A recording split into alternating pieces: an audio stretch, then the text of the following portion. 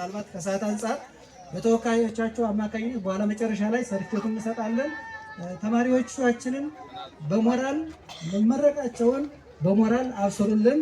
በጭብጨባ በድጋሚ ተመርቀዋል ብላችሁ ማረጋግጡልን። እናመሰግናለን። ተማሪዎቻችን እናመሰግናለን። ምናልባት በመመረቃቸው ዙሪያ አባታችን አስተያየት የሚሰጡ ከሆነ እንሰማቸዋለን። ካልሆነ ተማሪዎቻችን ተመርቀዋል፣ ስራቸውን አሳይተው የተመረቁ። ይህ ደግሞ ምናልባት በአብነት ቤት፣ በቅኔ ቤት፣ በቋቋም ቅኔ ሲል ስራውን አሳይቶ ነው መዝገበ ቃላት ጽፎ ያን ስራ አሳይቶ ነው የሚመረቀውና እነዚህ ደግሞ ስራቸውን አሳይተው ነው የተመረቁት። ሞራል አሁን ይገባቸዋል። እናመሰግናለን።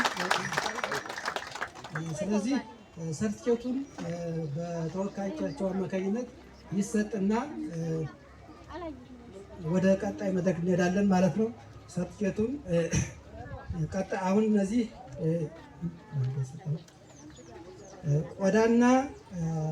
ቆዳ ስራና ኪነ ጥበብ ቆዳ ስራና ኪነ ጥበብ ይህ ነው ሰርቲፊኬቱ። ሰርቲፊኬቱ ይሰጣቸውና ይወስዳሉ ማለት ነው። እያንዳንዳቸው ይህን ይመስላል። በሙያቸው ያገኙት ማረጋገጫ ነው ማለት ነው። የቆዳ ስራ ነው። ሌላው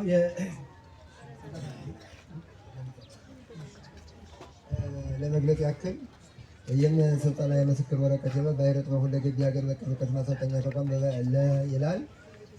በተወካዮቻቸው እንሰጣለን። ጊዜ ላለመፍጀት ነው። በባሕረ ጥበብ የሀገር በቀል እውቀት ማሰልጠኛ ተቋም በግዕዝ ስነ ምግባርና በግዕዝ በዘመን አቆጣጠር በአብነት ትምህርት እና ሀገር በቀል እውቀት በተግባራዊ ቆዳ ስራና ኪነ ጥበብ ለ1 ዓመት የተሰጣትን ስልጠና በተሳካ ሁኔታ በማጠናቀቋ ተሰጥቶታል ይላል። ሰልጣኙ አንደኛ በስልጠናው ወቅት በባህላዊ ዕደ ጥበብ፣ በሙያ ክህሎት፣ በፈጠራ ብቃትና በተግባራዊ ስራ አፈጻጸም የሚያስፈልጉ ክህሎቶችን በብቃት በማግኘቷ ይህ የምስክር ወረቀት ተበርክቷል ይላል። እንግዲህ ከአባቶች ሊሰጡልን ጋብዛለሁ።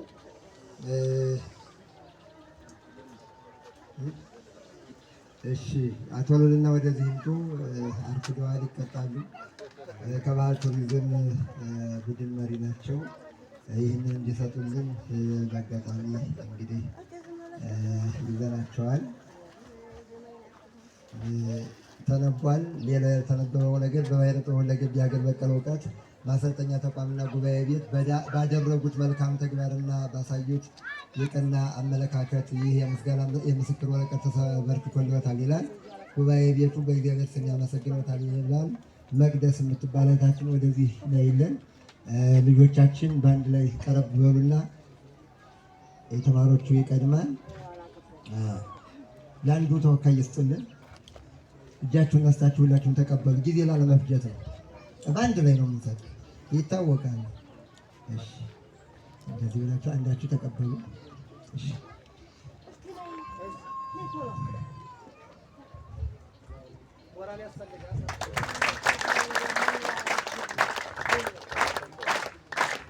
ተማሪዎቹ ወክላችሁ እንኳን ደስ አላችሁ። ለዚህ አበቃችሁ።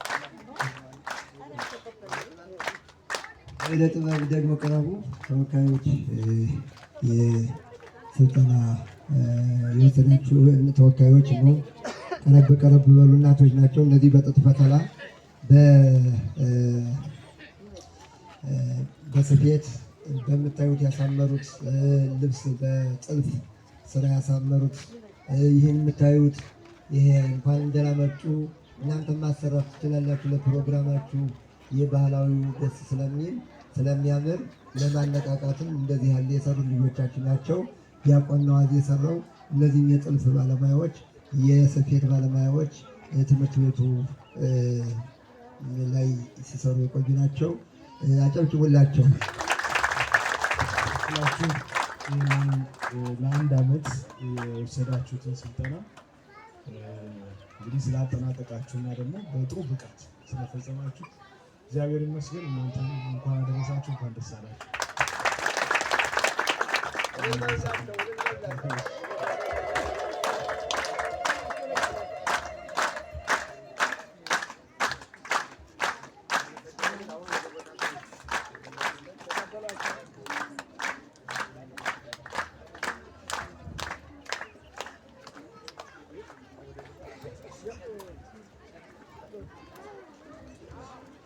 እናመሰግናለን። ተማሪዎቻችን ሰርቲፊኬቱን የሰጡልን ወንድማችንን እናመሰግናለን። ቀጣይ የክብር እንግዶች አሉ። እነሱ ደግሞ ሰርቲፊኬት ይሰጣቸዋል። የክብር እንግዶቻችንን ወደ መድረክ ኑሉና አይተናችሁ ካደረጋችሁት እንትን አንጻር ሰርቲፊኬት ስለሚሰጥ ወደ መድረክ የክብር እንግዶቻችን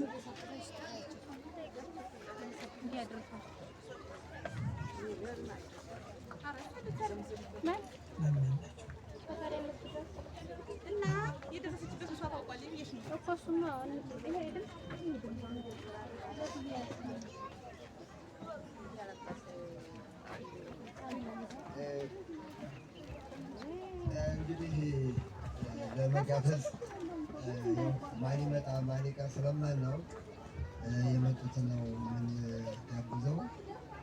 ከዩኒቨርሲቲ ምሁራን አንድ ወላጅ አሉ፣ እሳቸውን እንጋብዛለን። ከዚያ በአባቶች ደግሞ ከአቶ በላይነህ የጎንደር አካዳሚ ትምህርት ቤት አሉ። እነሱን እንጋብዝና በአባቶች ይደመደማል በሶስት። እናመሰግናለን። ስማችሁ የተጠቀሰው የክብር እንግዶቻችን እስኪ ወደ መድረክ ኑልንና አመስግነናችሁ ሰርቲፊኬቱን እንስጣችሁ። በሞራል ተቀበሉልኝ። ወደ መድረኩ ሲመጡ ስማችሁ የተጠቀሰው እንግዶቻችን ወደ መድረኩ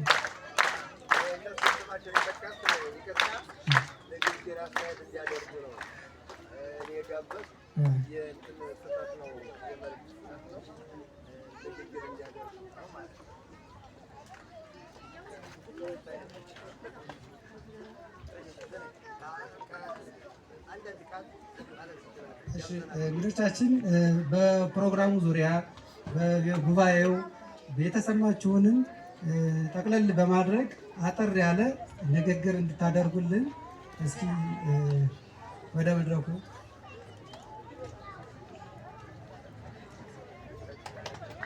በሞራል ተቀበሉ።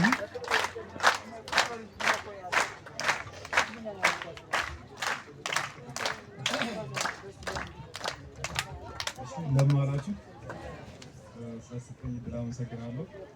እኛ ልጆቻችንን እንዲማሩ ካሰብን ብዙ ጊዜያችን ነው የነበረው። እንግዲህ አጋጣሚ ሆኖ እግዚአብሔር ሲፈቅድ ልጆቻችንን ልከን ቦታውንም ወደውት እነሱ ናቸው። እኔም መጥቻ ላየሁት ነበር፣ ከባለቤቴ ጋር መጣሁት ነበር። አሁን ሳየው ግን እውነት በትክክል ቦታው ይማረክ ነው። የሚገኝበት እውቀትም ከቀለሙም በላይ በዚህ በእጅ ሙያ የሚገኘውም በጣም ትልቅ ቦታ መሆኑን የሚናገር ነገር ነው። ስለሰጣችሁኝ እና ስለጋበዛችሁኝ አመሰግናለሁ። እናመሰግናለን እንግዳችን መምህር። ቀጣይ ደግሞ እስኪ አስተያየት እንዲሰጡ እንፈልጋለን። መምህር በላይ ወንድማችን። አመሰግናለሁ። እንዴት ዋላችሁ? በእግዚአብሔር ስም የእውነት ለመናገር ያው ታዛዥ ስለሆንኩ ያው የኔታን ስለማከብር ለመታዘዝ ያክል ነው እንጂ እኔ ለመናገር እዚህ መድረክ ላይ የሚገባኝ ሰው አይደለም ብዬ አስባለሁ። እና የኔታ ቀለም ወርቅ ማለት የእውነት ለመናገር ተቋም ናቸው እሳቸው ራሱ ማለት ነው።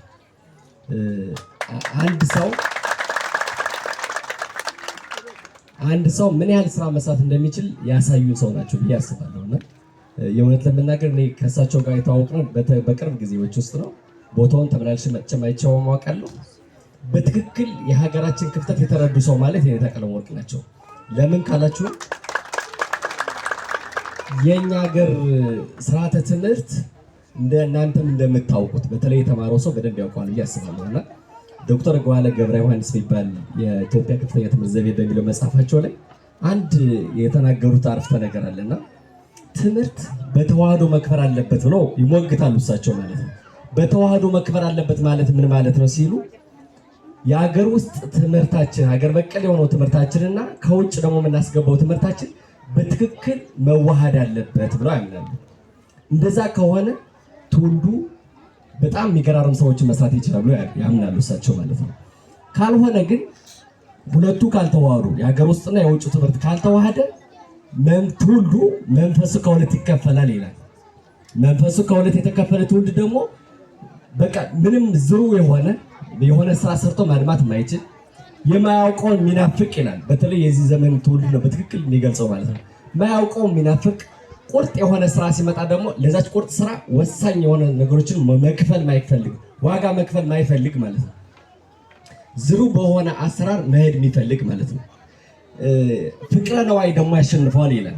በፍቅረ ነዋይ ትንሽ ነገሮችን ለማግኘት ብቻ ትኩረት ያደርጋልና ደስታ ለማግኘት በዛ በብር ደስታ የሚያገኝ ይመስለውና ያን ብር ሲያገኝ ደግሞ ወደ ሌላ ነገር ይወስደዋል ይላል። እና ያ ትውልድ ማለት እኛ ነን። ያ ማለት እኛው ነን ብዬ አምናለሁ እኔ በራሴ ማለት ነው። ለምን ካለችው እኔ የገበሬ ልጅ ነኝ። የአባቴን ግብርና በምን ልክ ማዘመን እንዳለብኝ ሳላቅ የተለያየ የውጭና የአውሮፓን ትምህርት ተጫንኩ። ከዛ በኋላ ወይ ለአውሮፓ አልሆን ወይ ለኢትዮጵያ ማልሆን ትውልድ ማለት ነው። ስለዚህ ትምህርት መሆን ያለበት ከየት ነው? ከመሰረት መሆን ያለበት ማለት ነው። መማር የነበረብን ከየትኛው ነው? ከመሰረቱ ማለት ከሀገር በቀል እውቀቱ ማለት ነው አይደል? የሀገር በቀል እውቀቱ ሲደመር የውጮችን ስናዋሃደው ያኔ ኢትዮጵያን የሚችላት የለም ህይወት ለመናገር ማለት ነው። ትውልዷንም ሀገሯንም ማሳደግ የሚችል ትውልድ ይፈጠራል ማለት ነው። ስለዚህ የኔታ ቀለመወርቅ ማለት ይህን ክፍተት የተረዱ ማለት ነው። በቃ እሳቸው የሚችሉት ሀገር በቀል እውቀቱን በደንብ ጥንቅቅ አድርገው ያውቃሉ። ከዛ በኋላ ደግሞ መጨመር የማን ስራ ይሆናል? እሳቸው ከዚህ የበለጠ ሌላ ነገር አንጠብቅም ከእሳቸው ማለት ነው። ሌላው በምርምር በተለያየ መንገድ ማገዝ የሚጠበቅብን ትንሽ ትምህርት የተቆጠረ በተለይ ዘመናዊ ትምህርት አካል ላይ ፊደል የቆጠረ ሰው ደግሞ እሳቸው ታግዘው በትክክል ብናዋህደው እዚህ ቤት ላይ የእውነት ለመናገር እንኳን ኢትዮጵያን ሀገር ዓለምን መለወጥ የሚችል ቅድም በግጥማቸው ተናግረዋል መቀየር የሚችል ትውልድ ማፍራት እንችላለን። ምንም አያጠራጥርም። በዛ ልክ መናገር እንችላለን ብዬ አስባለሁ። ስለዚህ እንዳላበዛ ከኛስ ምን ይጠበቅ? እኔ አሁን እሳቸው ጋር እመጣለሁ አያለሁ።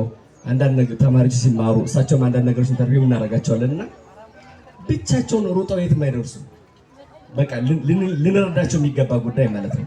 ባለችው ክፍተት ደግሞ በተወሰነ ነገር እሳቸው ራሳቸውን ከሰጡ አይበቃም። ሰው በቃ ለራሳቸው የሚኖር ሰው እኮ አይደሉም አይደል? ሰው በቃ ያን ያክል ዋጋ የሚከፍል ሰው ስናገኝ ደግሞ ከጎን መደገፍ የማን ስራ ይሆናል? የኛ ስራ ይሆናል ማለት ነው አይደል? በተለያየ ተቋማት እንሰራ እንደው ያለባቸውን ፈተና ስለማያውቅ ጭምርት ማለት ነው። በአጋጣሚ ከመንግስት አካላት የሚመጡ ሊኖር ስለሚችል በዛው ልክ ተናግሬ ቢሆን ደስ ይለኛል። ልንረዳቸውና ልናግዛቸው የምንችል በጣም ዘርፈ ብዙ ችግሮችም ያሉባቸው ያን ችግር ተቋቁሞ ግን እንዴት ማለፍ እንደሚቻል አየን እኮ ኦልሬዲ እንዴት ስራ እንደሚሰራ አሳዩ። ከዚህ በኋላ ደግሞ የእኛና የሌሎች ወንድሞችም አባቶችም እናቶችም እህቶችም ተጋግዘን እሳቸውን ያሰቡትን ሀሳብ ትልቅ ደረጃ ቢደርስ የኔም ሁሌም ጸሎቴ ነው። አመሰግናለሁ። እግዚአብሔር ይስጥልኝ። እግዚአብሔር ይስጥልን። ወንድሞቻችን በጣም እናመሰግናለን። አሁን ፕሮግራሙ ወደ መጠናቀቅ ደረጃ እየደረሰ ነው። ምናልባት የተሰማችሁ ስሜት አለ ብዬ አስባለሁ። ከዚህ በመምጣታችሁ ያያችሁት ነገር ልዩ ስሜት የፈጠረባችሁ አጠር ያለ አስተያየት መስጠት የምትችሉ አባቶቻችን፣ እናቶቻችን፣ እህቶቻችን አጠር ያለች አስተያየት እንቀበላለን። ከዛ በኋላ ፕሮግራሙ ምናልባት በመዝጊያ ጸሎት ፕሮግራሙን እናጠናቅቃለን ማለት ነው። ስለዚህ አሁን አንድ ሁለት ያህል አስተያየት መስጠት የሚችል በፕሮግራሙ ዙሪያ የተሰማውን ስሜት መግለጽ የሚችል አሁን በላይ እንዳለው መረዳት መታገዝ ያለባቸው ሰው ናቸው። ብቻቸውን የታገሉ እዚህ ድረስ የደረሱ መጀመሪያ እዚህ ቦታ ሲመጡ ምን እንደነበረ መቼም በዚህ አካባቢ ያላችሁ ታውቁታላችሁ። በጽናት በጥብዓት በጥንካሬ ነው እዚህ የደረሱትና እዚህ በላይ ደግሞ ለመሄድ ማገዝ ያስፈልጋል። ይህ እውነተኛው ሪል የሆነ ተቋም የአባቶቻችን ህየንተ አበዊኪ የሚባለውን በአባቶቻችን ፈንታ ሊተኩ የሚችሉ ልጆችን እያስተማሩልን ያሉ እውነት እንዳያቸዋቸው ልጆቹ በጣም የሚገርም ስራ የሚገርም አቅም ያላቸው ናቸው እና ደግሞ በቀጣይ በዚህ መቆም የለበትም። አብነቱ ልክ እንደጠቀሰልን መዋሃድ መቻል አለበት። አልተዋሃደም። የዘመናዊ ትምህርታችንና ይሄ አብነቱ አብነት ማለት ምን ማለት ነው? አባትነት ማለት ነው። የአባትን መያዝ ማለት ነው። አብነት ትምህርት የቆሎ ትምህርት ቤት የቄስ አይደለም። ትክክለኛው አብነት ትምህርት ቤት ነው። የአባትነት የአባትን አለመርሳት የአባትን መስመር ይዞ መሄድ ማለት ነው። ስለዚህ ይሄ አብነት ትምህርት ቤት ከዘመናዊ ትምህርት ቤት ከዘመናዊ ትምህርት ጋር ለማዋሃድ እንዲጣጣም ከተፈለገ እንዲህ አይነት ተቋማት መበረታታት መደገፍ አለባቸው እና ስለዚህ ከዚህ አንጻር እንደተባለው የኛ ቤት ስራ ተሰጥቶናል። በምን መልኩ በተቻለን አቅም ማገዝ፣ በሞራል ማገዝ ቀላል አይደለም። ገንዘብ ብቻ አይደለም። ሰው አይዞህ ማለት በራሱ አቅም ነው፣ ፖዚቲቭ ኢነርጂ ነው። ስለዚህ ይህንን እንድናደርግ ነው። ስለዚህ የተሰማችሁን አንድ ሁለት ያህል አስተያየት እንቀበልና ፕሮግራሙን በጸሎት ብንዘጋ፣ ከዛ በፊት ግን አስተያየት